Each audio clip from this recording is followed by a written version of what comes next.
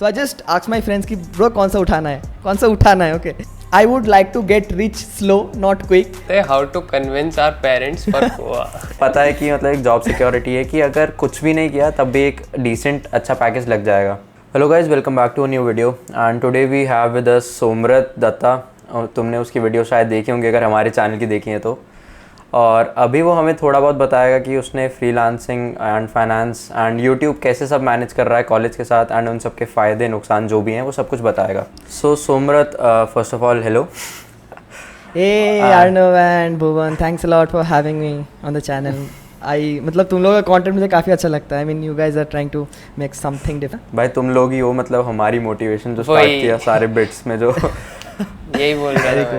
इन सबको देख के हमने स्टार्ट किया था कि मतलब कुछ तो करना चाहिए, घर पे बैठे हुए थे यार खाली तो.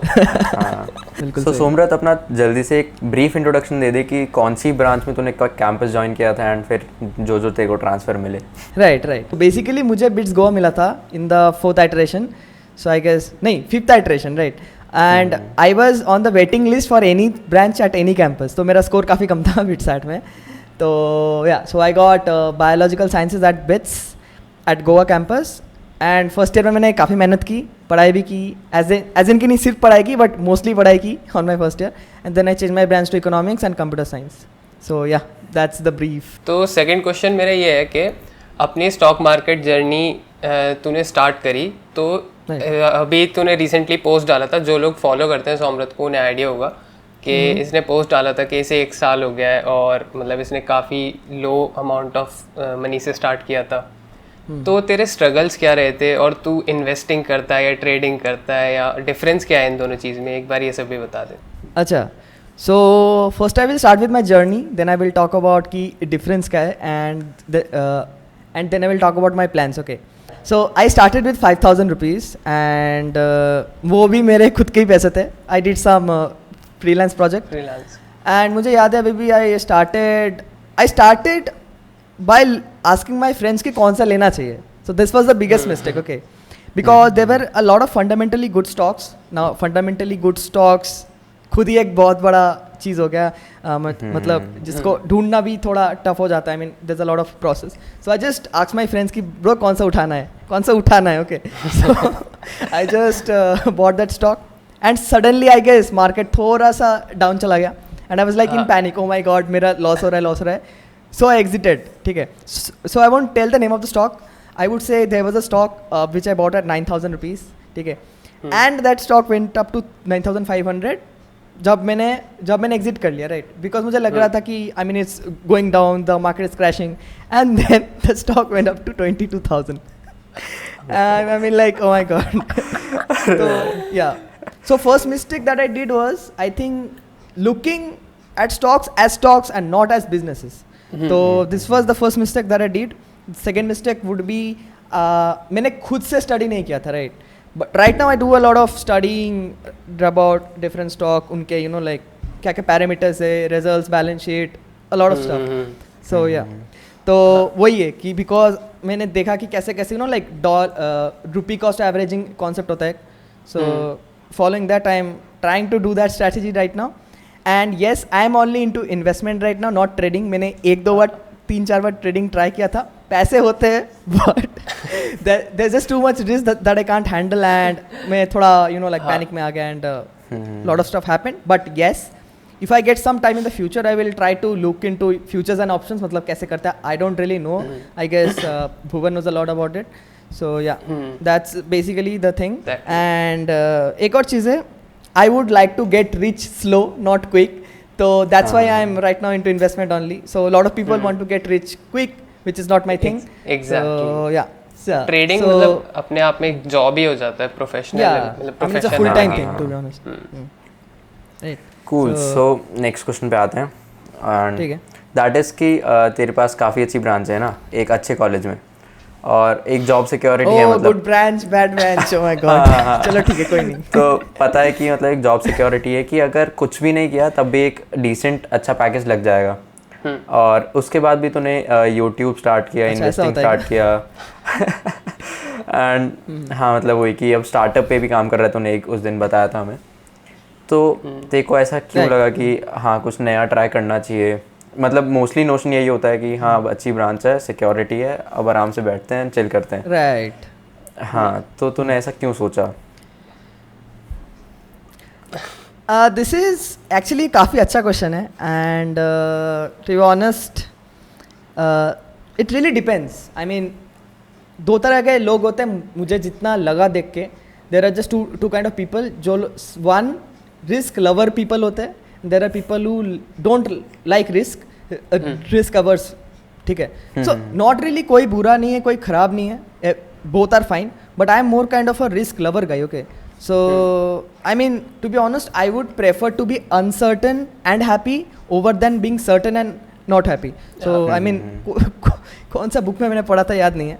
So that is one thing. And to be honest, yes, job security and all those things are there. I mean, if I put decent amount of efforts, I can easily get a job and stuff. But I think it's just the outlook. मेरा outlook थोड़ा भी अलग है. The first outlook was, first मुझे ऐसा लगा कि on the second year कि why should I wait for a job to just start earning? It can be anything like 1,000, 2,000, anything. Because when I'm getting into freelancing and stuff, now I just get to know how the industry generally works. So that's one more thing. And I think just one concept जो लोगों को समझ नहीं आता ना, it's like absolute income versus relative income, ठीक है? So absolute income is like how much you actually earn. Like monthly you are earning like मान लो 40,000, 50,000, 60,000, 1 lakh. But the relative income is what makes more sense, to be honest. Relative income is how much you earn per hour, right? हाँ. And this is something I figured out quite late, and काफ़ी shocking लगा कि I was obviously making much less money than my friends जिनको job मिला है, but I'm making a lot more in relative income. So I had more time, time to explore and other stuff. So yeah, so that's the thing. And obviously एक और चीज़ है कि when I'm just like focusing on the job and other thing, I'm not just telling कि job पे मत करो focus, right? So when I'm just focusing on the job, I'm just really dependent on एक source of income, right? Yeah, right. And obviously people in the stock market really know that we should have a balanced portfolio, just because it's hedging and other stuff.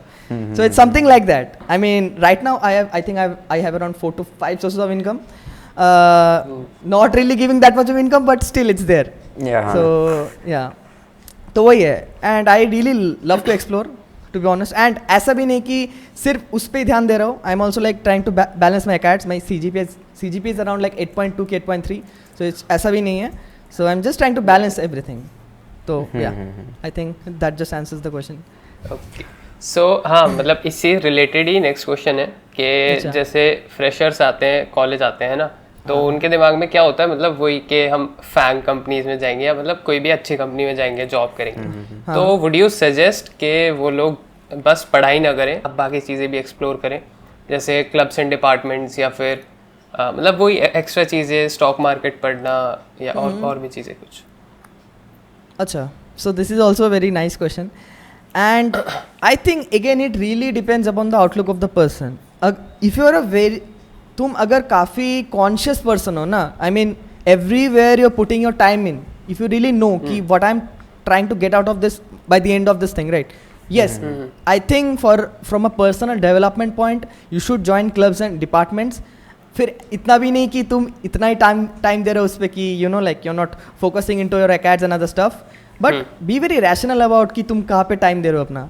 I mean club से अगर तुम्हें club से कुछ अच्छा सीखने को मिल रहा है and you can monetize that in the future, I think that's a good investment, right? And yes, for people who are really looking into only jobs, yes, I would say कि it's better if you focus on acads. But people who just love a little bit balance of everything, I think for them they should really explore, to be honest.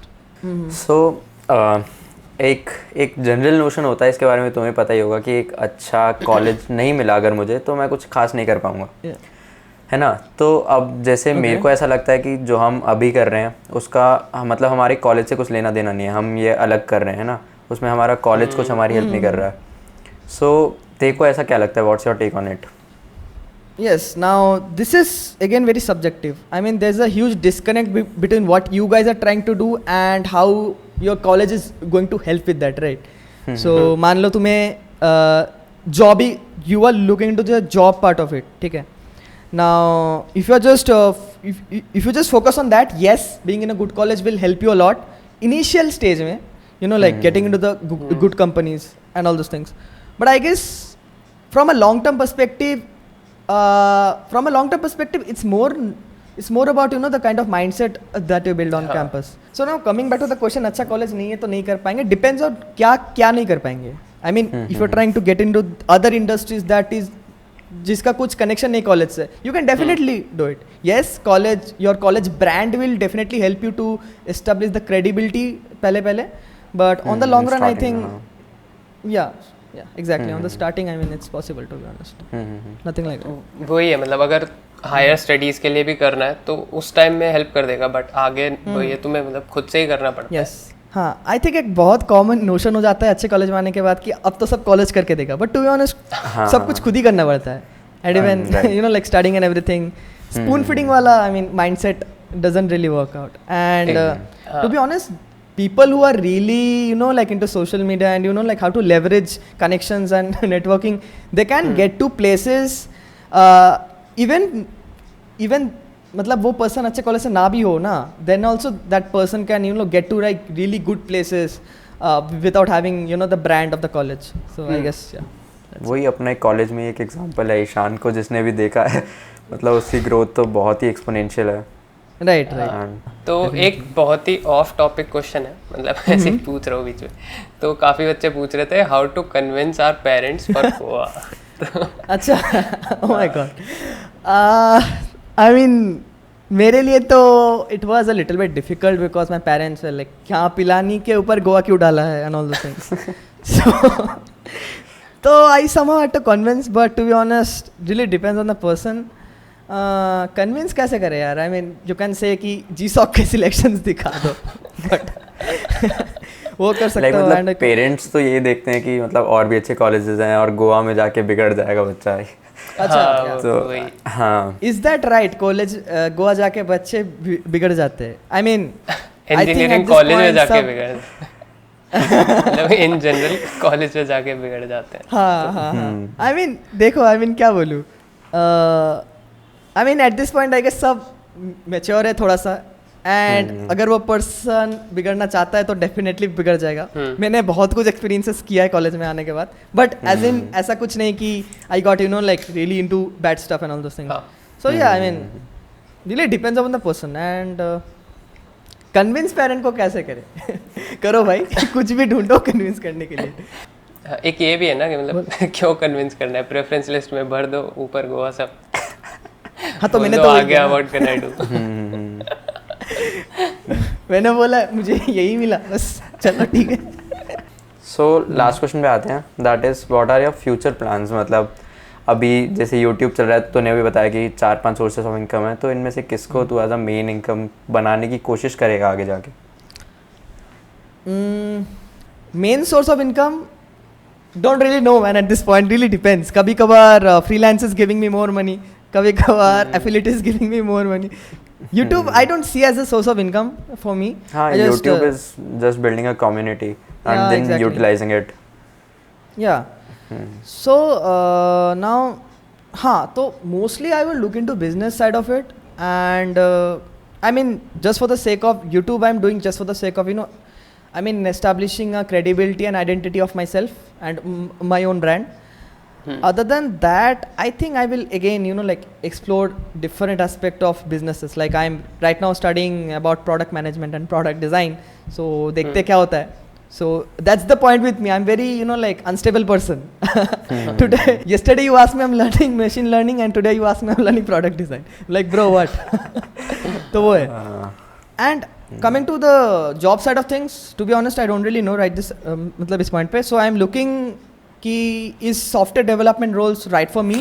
So for that I will see कि वो मेरे लिए है कि नहीं है through the practice school too. And if that thing is for me, then I will probably go for a job. But obviously in the long term, that's not scalable. So I won't do it for too long. I guess 1-2 साल. So yeah. I mean also एक और चीज़ है, I guess this YouTube thing in India, it's still, you know, a little bit looked upon. So I think people should change their mindset कि अरे job नहीं मिल रहा तो कर रहा है YouTube. So this is a very common thing कि कुछ जिंदगी में नहीं कर रहे तो यूट्यूब कर रहे. So this thing happened with me also. Initially my parents were not that supportive unless I showed them ki mom I'm getting sponsors from these people, mom I'm not generating income, but you know like this is my reach and other stuff. So yeah, so it takes a lot of time. I mean यार मुझे काफी लगता है time और काफी patience चाहिए. patience takes so much of time. Creator burnout हो जाता है, you know, like trying to be consistent again and again. Support बहुत कम तो मिलता वही है, है. क्रिटिसिज्म अलग ही लेवल है. तो Yes, unless you really get to some point, there's a lot of हाँ, criticism. exactly. You know, Ishan को इतना criticism मिला. Still people are हाँ, criticizing. उसको तो him. हमने भी कैंपस में देखा है. Right. So you don't really see how much the person is putting value and their time onto this thing, right? So I guess वो भी है एक चीज़ जो थोड़ा सा ध्यान रखना चाहिए लोगों को. Okay, so that's it for the video, guys. अगर तुम्हें ये वीडियो पसंद आई then leave a like, share the video and subscribe to our channel for more videos like this. And मिलते हैं बाकी नेक्स्ट वीडियो में. बाय. और अगर तुम में से किसी ने भी अब तक सोमरत का चैनल सब्सक्राइब नहीं किया, करो जाके. All the best. ओके.